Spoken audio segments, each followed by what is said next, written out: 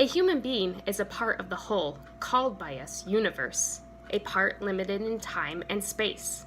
He experiences himself, his thoughts and feelings as something separated from the rest, a kind of optical delusion of consciousness.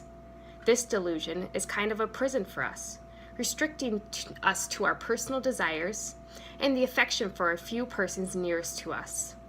Our task must be to free ourselves from this prison by widening our circle of compassion to embrace all living creatures and the whole of nature in its beauty. Albert Einstein put forth this notion of compassion in a letter to a grieving father, Robert Marcus, whose son had died of polio. It is generally believed that children are self-focused, and over time, behavior in a child shifts to consider feelings of those around them.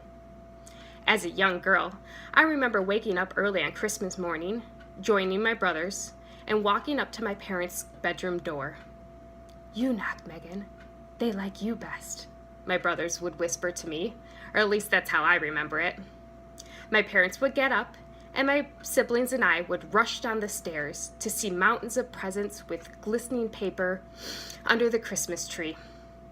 We would immediately start looking for our names on the tags and start tearing the gift wrap apart.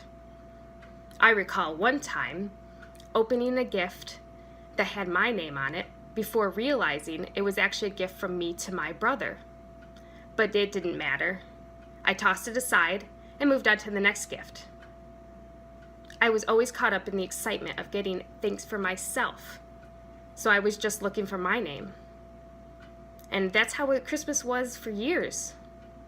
The selfish thought of what the universe owes me and how I will benefit from it, and the thrill of being it all about me. Then, one Christmas, when I was 12 years old, things changed for me. My mom, the second oldest of 4, had heard from her parents about their Christmas wish. She said that my grandparents had asked their kids, their grandkids, and the rest of their family to no longer send gifts for Christmas, birthdays, and anniversaries. Instead, what they would like was for everyone to do something kind for someone else, and then write them a letter letting them know what they had done. I was blown away by this. They no longer wanted gifts? How could that be? I remember the first time I decided to oblige my grandparents' request. I found a website that helped teachers acquire supplies they needed for their classroom, kind of an early form of crowdfunding. I came across a teacher that needed a new rug to use for circle time in her kindergarten class. I considered how resources were scarce for so many teachers and students.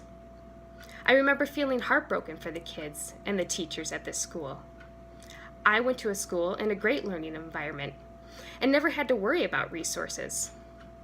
I decided at that time I would use my babysitting money to donate $50 to help the teacher get what she needed. I couldn't believe how good it felt to do an act of kindness for a stranger, and I couldn't wait to tell my grandparents all about it in a Christmas letter to them. This lesson I learned from my grandparents was the beginning of my journey of living a life where compassion thrives abundantly. Everywhere I go, I seek to live with compassion.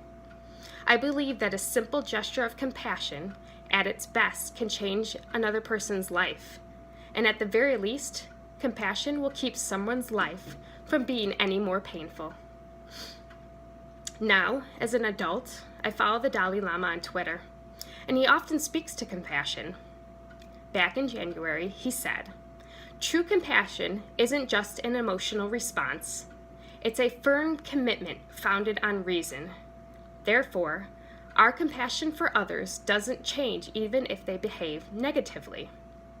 Our sense of responsibility for others gives rise to a wish to help them actively overcome their problems."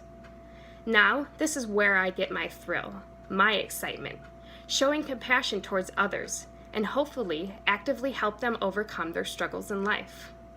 I believe that my grandparents' lesson in compassion freed me of a prison I didn't know existed, and opened my eyes to the world around me.